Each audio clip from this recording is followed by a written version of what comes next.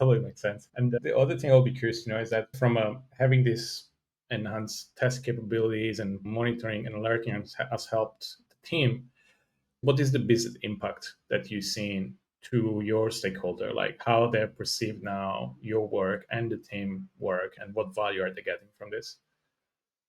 Um, I think we're way more appreciated now. Of course, things do happen, but people start to trust our data more. We've seen a massive shift from people using legacy models to our new models.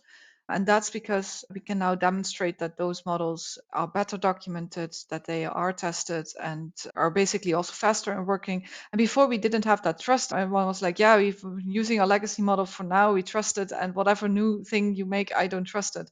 So really the trust in the data has increased massively. And I think that's from business stakeholder perspective, I think the biggest achievement is that shift in mindset.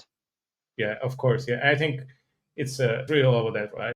When you gain more trust as a team and where stakeholders start to trust, then there's also better collaboration around new topics, new initiatives. So, okay, how do we work together to solve some of those problems and analytics issues